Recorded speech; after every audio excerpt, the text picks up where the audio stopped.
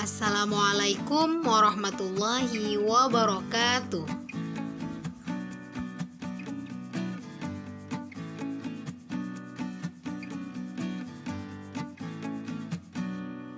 Perkenalkan, nama saya Tasbiyati dari jurusan Hukum Keluarga Islam Fakultas Syariah Universitas Islam Negeri Antasari, Banjarmasin.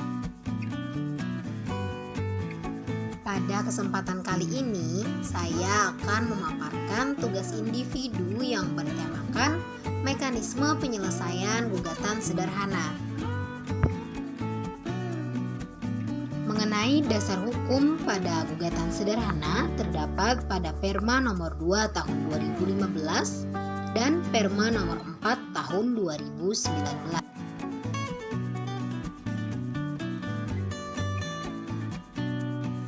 Tahukah kalian apa itu gugatan sederhana?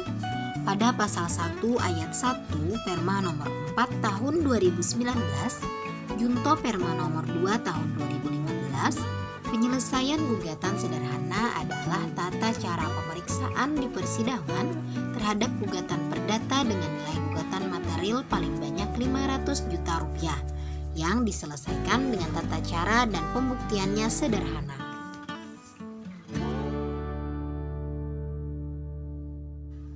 Berkaitan dengan kewenangan mengadili perkara gugatan sederhana diperiksa dan diputus oleh pengadilan dalam lingkup kewenangan peradilan umum. Lalu bagaimana dengan kewenangan pengadilan agama? Kembali kepada ketentuan dalam Perma nomor 14 tahun 2016 tentang tata cara penyelesaian perkara ekonomi syariah. Pada pasal 1 angka 6, pengadilan adalah pengadilan dalam lingkup peradilan agama. Jadi, perkara yang dapat diselesaikan di pengadilan agama dengan cara gugatan sederhana ialah perkara ekonomi syariah.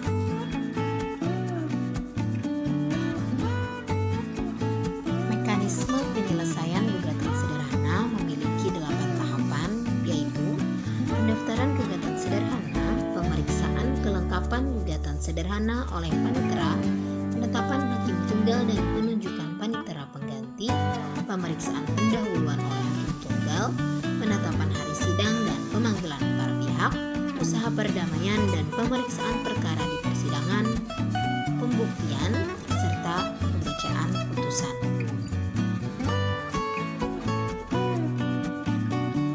Pendaftaran gugatan sederhana bisa diselesaikan secara manual maupun secara online.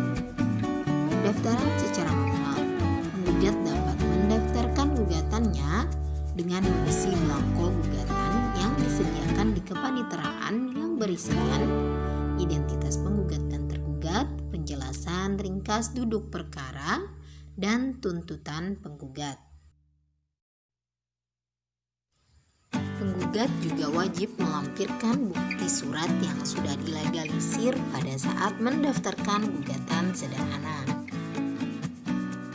Cara pendaftaran gugatan sederhana yang kedua ialah secara online yang terdapat di dalam pasal 6A Perma nomor 4 tahun 2019 yang berbunyi, penggugat dan tergugat dapat menggunakan administrasi perkara di pengadilan secara elektronik sesuai dengan ketentuan peraturan perundang-undangan dengan melampirkan belangko gugatan secara elektronik yang berisi identitas penggugat dan tergugat, penjelasan singkat duduk perkara dan tuntutan penggugat. Penggugat juga wajib melampirkan bukti yang telah dilegalisir.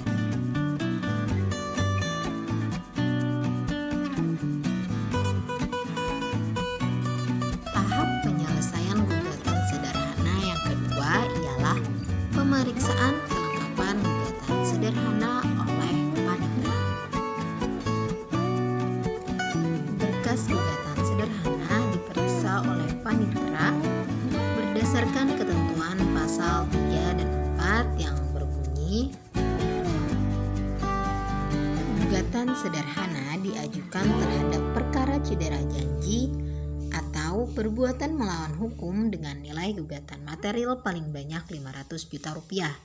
Tidak termasuk dalam gugatan sederhana ialah yang penyelesaian sengketanya dilakukan melalui pengadilan khusus sebagaimana diatur di dalam peraturan perundang-undangan atau sengketa hak atas tanah. Para pihak dalam gugatan sederhana terdiri dari penggugat dan tergugat yang masing-masing tidak boleh lebih dari satu kecuali memiliki kepentingan hukum yang sama. Terhadap tergugat yang tidak diketahui tempat tinggalnya tidak dapat diajukan gugatan sederhana. Penggugat dan tergugat dalam gugatan sederhana berdomisili di daerah hukum pengadilan yang sama.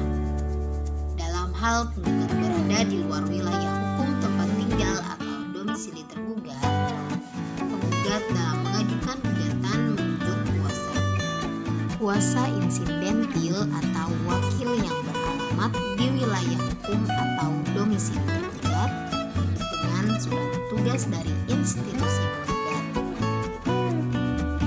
Penggugat dan tergugat wajib menghadiri secara langsung setiap persidangan dengan atau tanpa didampingi oleh kuasa insidentil atau wakil dengan surat tugas dari institusi penggugat. Pada pemeriksaan kelengkapan tersebut bisa terjadi dua kemungkinan. Yang pertama, berkas dikembalikan. Panitera mengembalikan gugatan yang tidak memenuhi syarat sebagaimana persyaratan yang sudah disebutkan. Yang kedua, berkas diterima jika sudah memenuhi syarat dan pendaftaran gugatan sederhana catat di dalam register khusus gugatan sederhana. Oleh karena itu, maka ketua pengadilan menetapkan panjar biaya perkara. Penggugat wajib membayar panjar biaya perkara yang sudah ditetapkan, dan penggugat yang tidak mampu dapat mengajukan permohonan beracara secara cuma-cuma atau secara pro deo.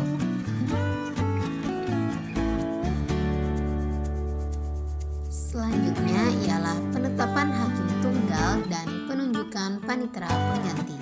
Ketua pengadilan menetapkan hakim tunggal untuk memeriksa gugatan sederhana. Panitera menunjuk panitera pengganti untuk membantu hakim dalam memeriksa gugatan, serta proses pendaftaran, penetapan hakim dan penunjukan panitera pengganti dilaksanakan paling lambat 2 hari. Pemeriksaan pendahuluan oleh hakim tunggal. Pada pemeriksaan pendahuluan, hakim memeriksa berkas gugatan sederhana, apakah sudah sesuai dengan persyaratan yang ditentukan atau tidak.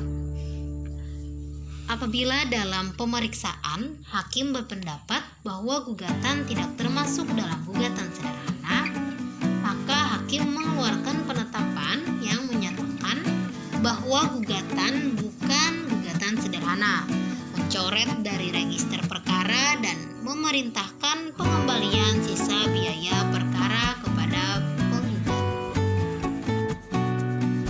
Jadi, pada penetapan ini tidak bisa dilakukan upaya hukum apapun. Tetapi, jika perkara tersebut merupakan gugatan sederhana, maka dilanjutkan ke agenda acara berikutnya. Penyelesaian gugatan sederhana yang selanjutnya ialah penetapan hari sidang dan pemanggilan para pihak. Jika sudah ditetapkan hari sidang oleh hakim tunggal, maka langkah selanjutnya ialah pemanggilan yang dilakukan oleh jurusita terhadap penggugat dan tergugat.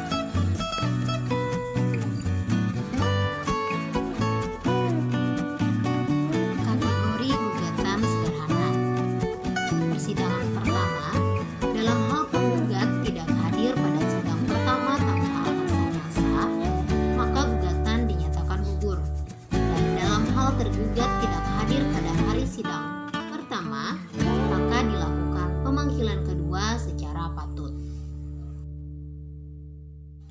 Persidangan kedua, dalam hal tergugat tidak hadir pada hari sidang kedua, setelah dipanggil secara patut, maka hakim memutus perkara tersebut secara first take.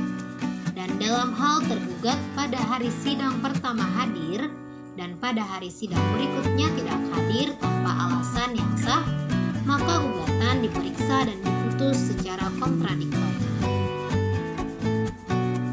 Setelah putusan-putusan tersebut ditetapkan, maka tergugat dapat mengajukan upaya hukum persek dalam tenggang waktu 7 hari setelah putusan disampaikan.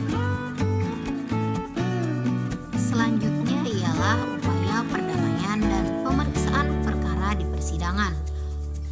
Upaya perdamaian pada sidang pertama, hakim wajib mengupayakan perdamaian dengan memperhatikan batasan waktu sebagaimana yang ditentukan di dalam peraturan ini.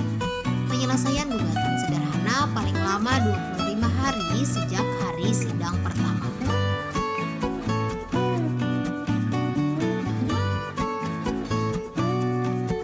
Upaya perdamaian dalam perma ini mengecualikan ketentuan yang diatur dalam ketentuan Mahkamah Agung mengenai prosedur mediasi.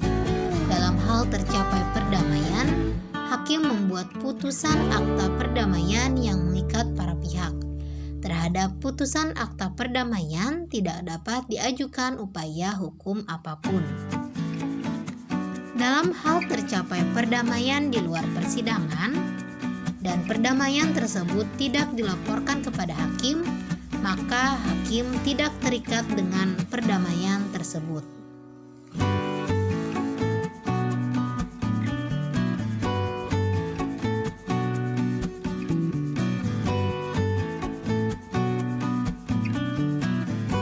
Dalam hal perdamaian tidak tercapai pada hari sidang pertama, maka persidangan dilanjutkan dengan pembacaan surat gugatan dan jawaban tergugat.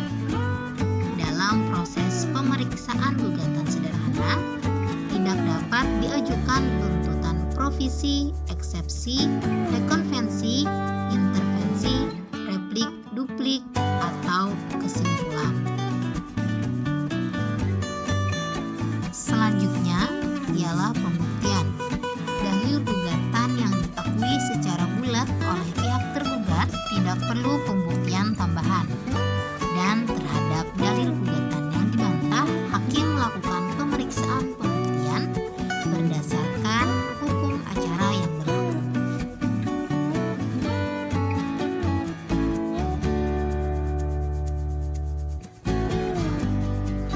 Pembacaan putusan. Hakim membacakan putusan dalam sidang terbuka untuk umum. Hakim juga wajib memberitahukan hak para pihak untuk mengajukan keberatan. Dalam hal para pihak tidak hadir, jurusita menyampaikan pemberitahuan putusan paling lambat 2 hari setelah putusan diucapkan. Atas permintaan para pihak, salinan putusan diberikan paling lambat 2 hari setelah putusan diucapkan. Panitera pengganti juga mencatat jalannya persidangan dalam berita acara persidangan yang ditandatangani oleh hakim dan panitera pengganti.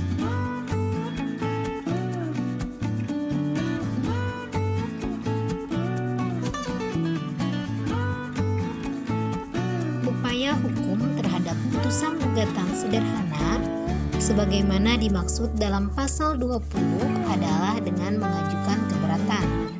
Keberatan diajukan kepada ketua pengadilan dengan menandatangani akta pernyataan keberatan di hadapan panitera disertai alasan-alasannya.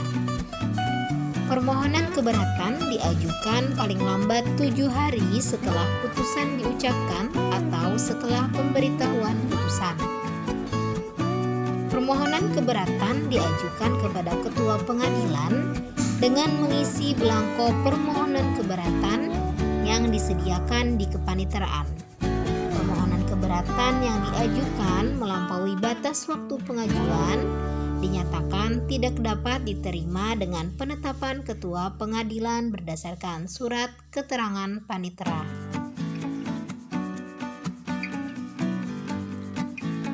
Pemberitahuan dan pemeriksaan keberatan. Pemberitahuan keberatan beserta memori keberatan disampaikan kepada pihak termohon keberatan dalam waktu 3 hari hari sejak permohonan diterima oleh pengadilan. Kontra memori keberatan disampaikan kepada pengadilan paling lambat 3 hari setelah pemberitahuan keberatan. Ketua pengadilan menetapkan majelis hakim untuk memeriksa dan memutus permohonan keberatan paling lambat 1 hari setelah permohonan dinyatakan lengkap. Pemeriksaan keberatan dilakukan oleh majelis hakim yang dipimpin oleh hakim senior yang ditunjuk oleh ketua pengadilan. Setelah ditetapkan majelis hakim, dilakukan pemeriksaan keberatan. Pemeriksaan keberatan dilakukan hanya atas dasar putusan dan berkas gugatan sederhana, permohonan keberatan dan memori keberatan, dan kontra memori keberatan. Dalam pemeriksaan keberatan tidak dilakukan pemeriksaan tambahan.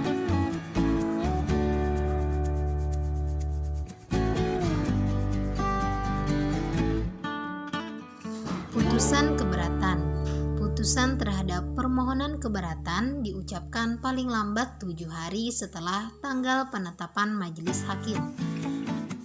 Pemberitahuan putusan keberatan disampaikan kepada para pihak paling lambat 3 hari sejak diucapkan.